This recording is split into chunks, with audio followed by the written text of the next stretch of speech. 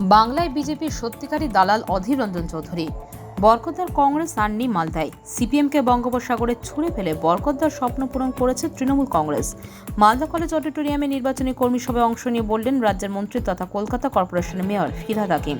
মালদা জেলা তৃণমূল কংগ্রেস কমিটির উদ্যোগে উত্তর ও দক্ষিণ মালদা কেন্দ্রের 2 তৃণমূল প্রার্থীকে নিয়ে কর্মী সভার আয়োজন। রবিবার দুপুরে মালদা কলেজ অডিটোরিয়ামে দুর্গা কিঙ্কর সদনে কর্মী সভার আয়োজন করা হয়। প্রধান বক্তা হিসেবে মঞ্চে উপস্থিত ছিলেন পৌর নগর উন্নয়ন মন্ত্রী ফিরহাদ হাকিম। এছাড়াও উপস্থিত ছিলেন রাষ্ট্রমন্ত্রী সাবিনা ইয়াসমিন, তাজমুল হোসেন, মালদা জেলা তৃণমূল কংগ্রেসের চেয়ারম্যান সমর মুখার্জি, সভাপতি আব্দুর রহিম বক্সী, ইংরেজবাজার পৌরসভার চেয়ারম্যান কৃষ্ণেন্দু নারায়ণ চৌধুরী, পুরাতন মালদা পৌরসভার চেয়ারম্যান কার্তিক ঘোষ, উত্তর মালদা কেন্দ্রের তৃণমূল প্রার্থী প্রসূন ব্যানার্জি, দক্ষিণ মালদা কেন্দ্রের তৃণমূল প্রার্থী শাহনওয়াজ আলী রায়হান সহ অন্যান্য তৃণমূল নেতৃত্ব। আজকে আবার করে ডিভিশনাল পলিটিক্স চলছে। আজকে যখন ধর্মের ভিত্তিতে আজকে ভাগ করা হচ্ছে, সিএ করে যদি ভাগই করার কথা থাকতো, সিএ মানুষের উপকার হতো, তাহলে কেন সবকটা ধর্মের নাম দিলেন, কেন ইসলামের নাম দিলেন না? কেন মাইনরিটি শুধু বাংলাদেশে আছে, তারা এসছে, তারা বহুদিন আগে এসছে ভারতের নাগরিক। আফগানিস্তান থেকে যারা পালিয়ে এসছে সেই সময় প্লেনে উঠতে গিয়ে ঘুড়ুঘুড়ি খাচ্ছিল, অর্থাৎ সেখানে তালিবানি সরকারের যারা তাদের উপর অত্যাচার হচ্ছে বা হবে সেই আশঙ্কায় যারা পালিয়ে আসছে, তাদের কেন আশ্রয় হবে? তাদের আশ্রয় কেন ভারতবর্ষে হবে? যখন এখানে বাংলাদেশ হলো, সেই সময় ভারতের প্রধানমন্ত্রী ইন্দিরা গান্ধী বলেছিলেন সবাই আমার ভাই। তখন কোনো ধর্মের ভিত্তিতে আর তখন কোনো জাতির ভিত্তিতে করেননি, কিন্তু আজকের প্রধানমন্ত্রী জাতকে ধর্মকে অবলম্বন করছে, যেটা নিশ্চিতভাবে আমাদের তীব্র আপত্তি আছে। আমরা সবাই মিলে তাই এটা নিয়ে করব যে আমরা মালদায় 2টো সিট নিশ্চিতভাবে মালদায় আছে এবং আমাদের পার্শ্ববর্তী 2টো সিট আমার ফারাক্কা আর আমাদের শামশেরগঞ্জ আছে। এই সিটগুলো নিশ্চিতভাবে আমরা যে পার্সেন্টেজে, যে ভোটে মানুষ এমএলএকে 21 সালে দিয়েছিল, সেই পার্সেন্টেজ, সেই ভোট আমরা আনি। নিজেদের মধ্যে দ্বন্দ্ব রাখবেন না, নিজেদের মধ্যে কোনো ভেজালি রাখবেন না। বিশ্বাস করবেন একজনকে, তার নাম মমতা বন্দ্যোপাধ্যায়। কোনো দ্বন্দ্ব। আমি অনেক কাউন্সিলরদের বলবো, আমার 2টো পৌরসভার সব কাউন্সিলরদের একদম 100% নেবে করুন, নেবে করে নিজের এলাকায় এই ভোট যদি বার করতে পারেন, আপনার অস্তিত্ব আছে।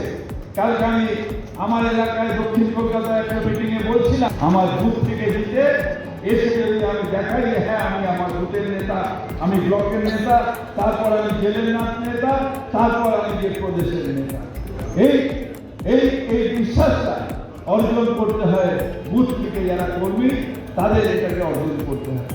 তাই আপনাদের কাছে যারা আমার তৃণমূল কংগ্রেস কর্মী, আমি আপনাদের কাছে করজোড়ে অনুরোধ করছি যে অল আউট আগের বার 2টো সিটই আমরা হারিয়েছিলাম, 2টো সিট হারিয়েছিলাম। একটা পাপি বিজেপির হাতে হারিয়েছিলাম, তিনি আবার লেফট থেকে বিজেপিতে পাল্টি হয়েছিলেন, সেখান থেকে তিনি জিতেছিলেন।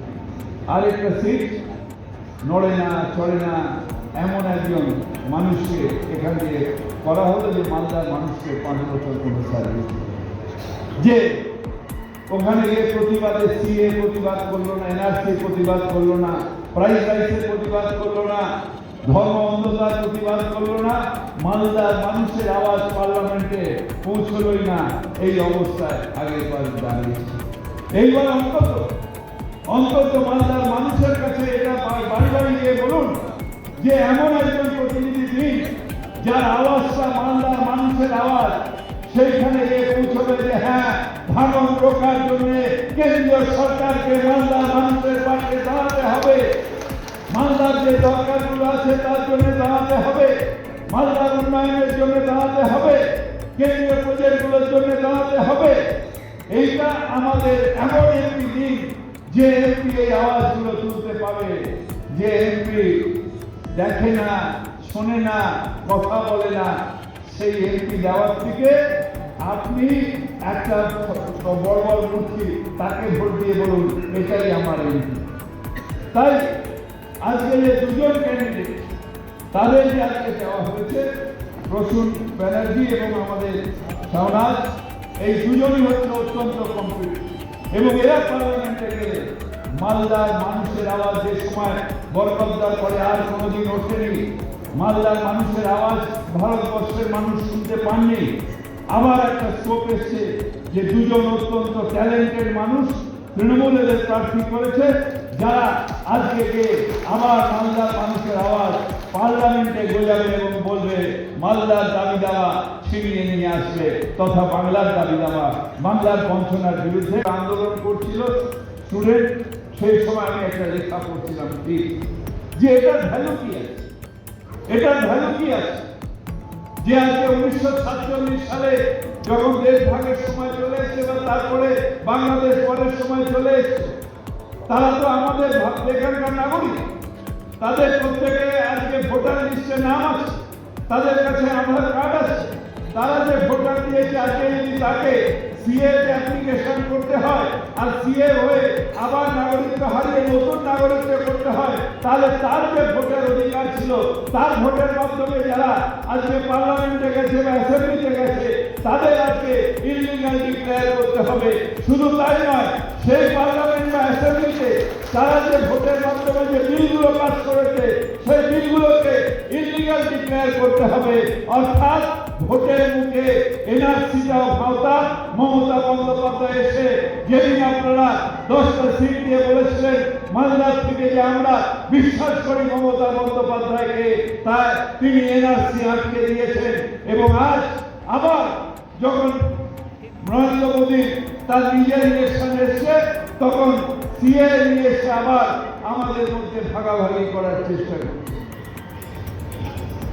আজকে কে কারা কেন আমরা নিজেদের মধ্যে ভাগাভাগি করব? বড় বোনের নাম মমতা বন্দ্যোপাধ্যায়, ছোট ভাইয়ের নাম ফিরহাদ হাকিম। আমি 30 বছর ধরে মমতা বন্দ্যোপাধ্যায়। সুতরাং এই বাংলায় এই ভাগাভাগি হয় না, সিএ করে এই যে ভাগাভাগি করার চেষ্টা করছে, সিএ করে কখনো এনআরসি করে ভাগাভাগি করার চেষ্টা করছে। হিন্দু নরা মুসলমানের জিজ্ঞাসা কজন, তাই জিজ্ঞেস করার জন্য নরেন্দ্র মোদী বলছে তুম হিন্দু হ্যায়, তুম মুসলমান হ্যায়, তুম শিখ হ্যায়, তুম ইসাই। এই ভাগাভাগি কেন?